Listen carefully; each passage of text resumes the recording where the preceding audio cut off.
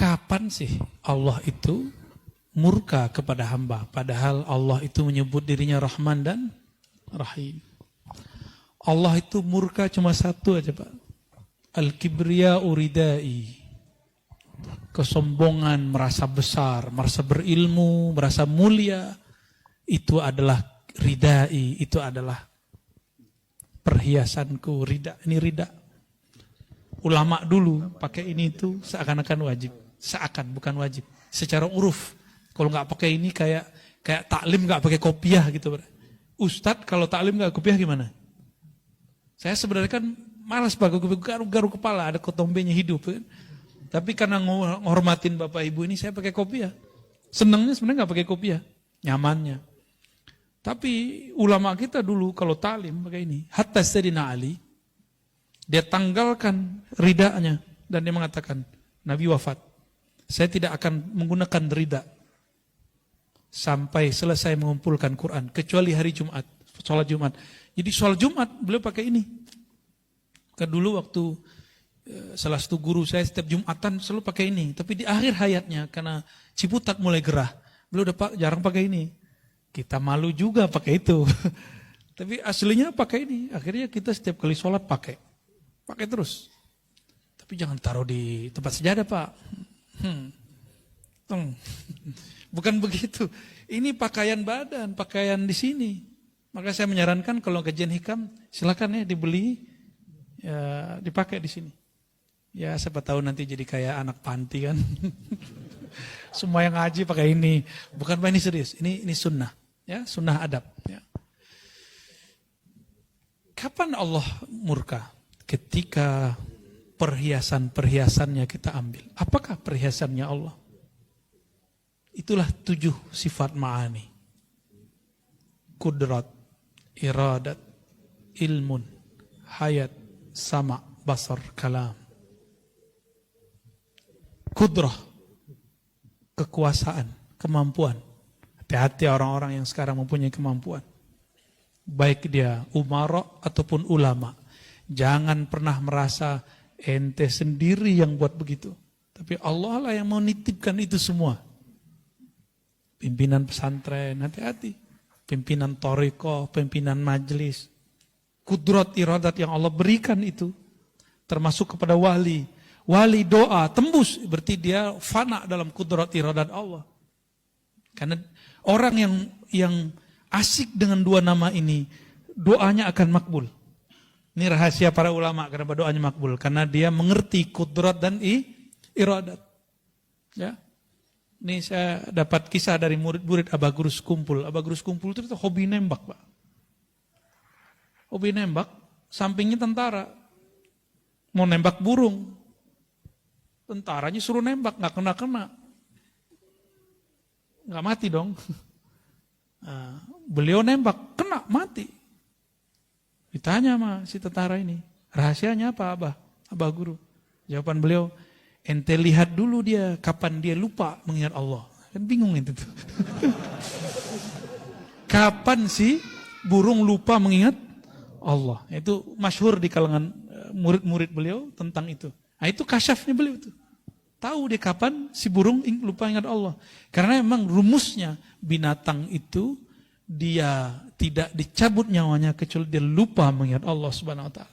Jadi kena nggak kena sebenarnya nunggu aja tuh udah lupa atau belum. Ya, kira-kira seperti itu. Nah, kudrat iradat saya, ilmu yang saya dapat, itu kan ilmunya Allah semua. Bapak nih sukses, ilmu apa aja loh Pak ya, bukan ilmu agama aja. Ilmu ngurus sesuatu, lawyer dengan ilmu pengacaranya, ilmu hukumnya, ya, hakim dengan ilmu kehakimannya, pemerintah dengan ilmu politiknya, semuanya. Ulama dengan ilmu keagamaannya sama aja. Nah, ini contoh saya merasa saya yang berilmu. Kalau nggak sama gue nggak jadi. Tuh dulu murid gue tuh, kalau nggak sama gue nggak jadi dia tuh. Ya kalau ada yang begitu Pak, lewat sudah. Itu bukan ilmu dia. Dan dia bukanlah orang yang membuat si murid jadi. Apa buktinya? Saya punya murid di satu kelas. Dari 40 murid, kenapa cuma 5 orang yang jadi? Padahal jamnya sama, tempatnya sama, kitabnya sama, gurunya sama, ocehannya sama, tugasnya sama, ujiannya sama. Karena memang Allah pilih, ini Allah kasih, ini Allah nggak Allah kasih. Gitu ya. Ya. Maka caranya supaya tidak dimurkai Allah, jangan anggap yang 7 itu Allah pinjamkan kepada kita. Ya. Ilmu, hayat, hidup, sama, memandang, mendengar, kalam, berkalam. Semua itu pinjaman dari Allah. Inilah yang disebut amanah. Jadi apakah yang diamanahkan Allah? Inilah perhiasan-perhiasannya. Jangan pernah merasa ini milik kita.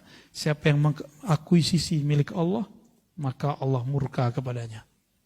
Dulu iblis Azazil ingin mengakuisisi kolbu manusia. Kolbu itu kan tempat Allah memandang. Yanzuru ila qulubikum.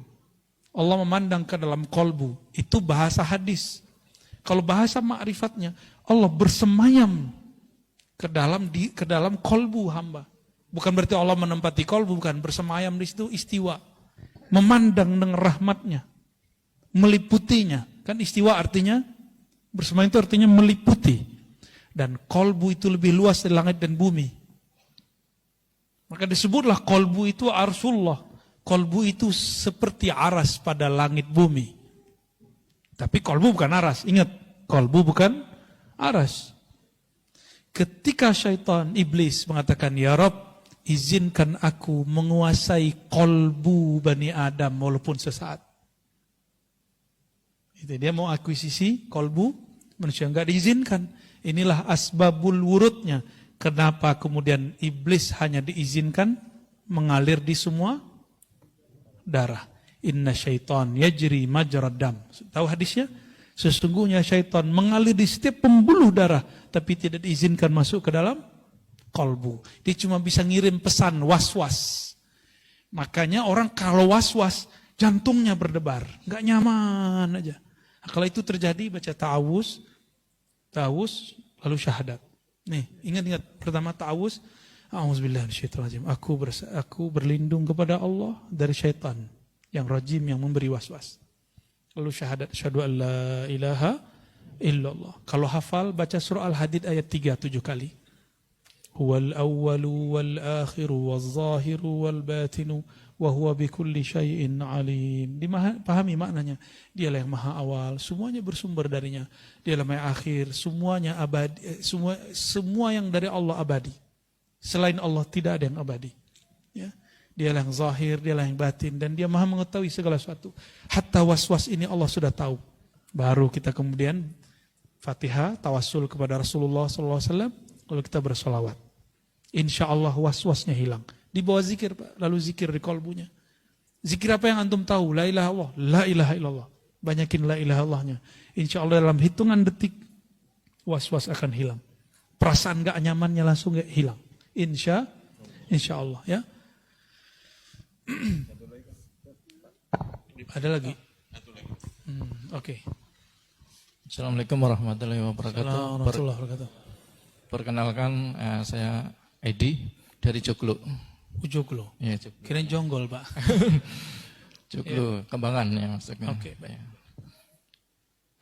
Ini Ustadz, ini sebenarnya menyangkut pikiran saya gitu ya. Maksudnya, saya mengikuti kajian Buya itu 1 tahun terakhir.